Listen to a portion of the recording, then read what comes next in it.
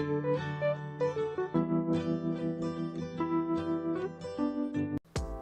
y'all doing today? It's your boy Eat Right Guy, and I'm back with another video. And for the past few months, I've been getting people from all around the world asking me dietetics related questions. People from different countries in Africa, countries in the Middle East, as well as Asia. And doing research to kind of help them solve their problems and answer their questions, I realized that all the information that I've been giving out on my videos pretty much pertains to the Academy of Nutrition and Dietetics, which is the Dietetics Association in the United States. And there's a lot of different organizations around the world that have their own qualifications and their own standards. So for this video, I kind of want to go into a few different organizations around the world and just show you how different they are compared to our standards here in the United States. And if anybody's familiar with some of these organizations I'm gonna go through and I'm giving out the wrong information, please correct me down at the bottom. I've done a lot of research on this, but a lot of times the information that I was kind of looking for wasn't that clear on their websites. So let's start out first with the British Dietetic Association. So pretty much the general guidelines to become a dietitian in Britain is that, one, you need to do an undergrad dietetics program that's approved by the Health and Care Professions Council, and it also needs to be approved by the Britain Dietetic Association. And so the universities that offer these courses or this major are located in England, Northern Ireland, Scotland, and Wales. And so there's two different type of programs in which you can become a dietitian. One is receiving a bachelor's degree in nutrition and dietetics, and that usually takes 3 to 4 years, or you can receive your master's degree in nutrition and dietetics.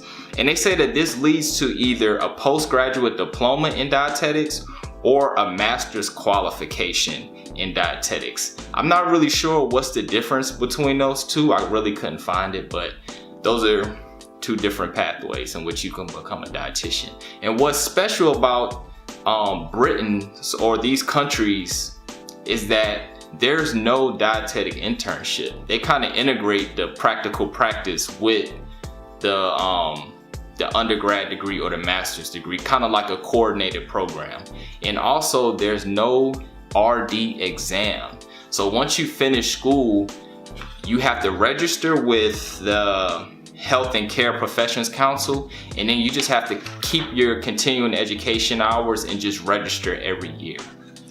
And so now we can talk about the Dietitians of Canada. And so the basic requirements to become a dietitian in Canada is that you need to receive an undergrad degree in nutrition and dietetics from a university accredited by the Partnership of Dietetic Education and Practice. And so they have two routes as well. One, they have the integrated program route, which is like a coordinated program. So you do your academic and practicum requirements at the same time. And also they have a post-degree program route in which you get your master's degree and you also do the practicum part at the same time. In Canada, just like how it is in the United States, you do have to do a dietetic internship. And it is known as a post-degree practicum program.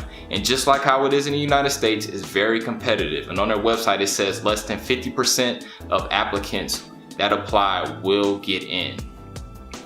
And their registration deadline ends in the beginning of January, and the matching ends, the matching is done at the beginning of March, which is slightly different than the United States. But one big difference when it comes to getting in an internship in Canada is that every year you're only able to apply to up to 3 places to do your dietetic internship. I think in the United States it's unlimited depending on how much money you want to spend on the application fees. I know I applied to 4 places, but in Canada you can only apply to 3 places every year, which makes it even more difficult, especially if you don't match with the 3 that you chose from.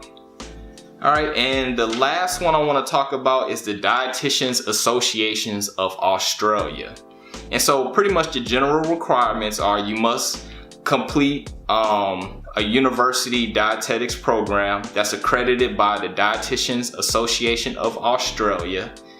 And once you do that, you're good. You don't have to do an internship, and you don't have to take an RD exam if you finish school in Australia. The only time you would have to take an exam is if you come from another country and you're already a dietitian. And so once you come to Australia, you have to take an exam just so they can make sure that you're a competent dietitian.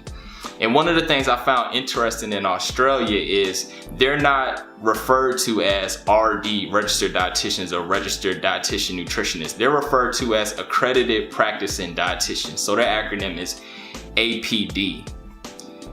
But this is very different from the United States. Once you become a dietitian in Australia, instead of doing an internship, you have to do a year in a provisional program. And so what this is you have to find a mentor that's already a practicing dietitian, and you have to meet with them face to face for 52 weeks. So that's a year. Every week you have to meet with them and you have to document, and they have to mentor you for 1 year. And once you do that, then you can get your full registration as a dietitian. And you have to do this mentorship program within 2 years of becoming a dietitian.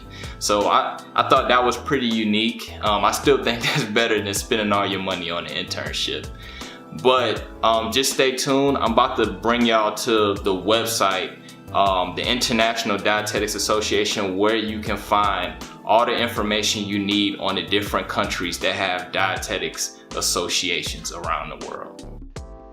Alright, so here is internationaldietetics.org, which is the official website for the International Confederation of Dietetic Associations. So this is where I said earlier that you can find information from all the dietetic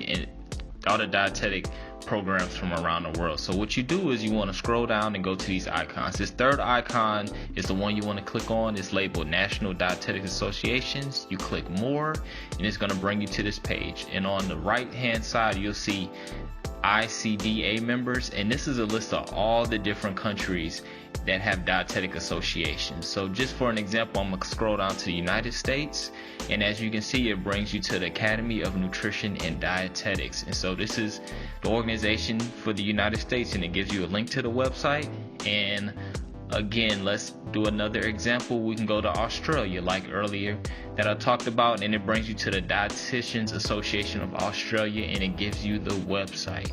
So as you can see, it has a whole bunch of different countries that you can choose from, and they'll give you information and everything you need to know about how to be a dietitian there.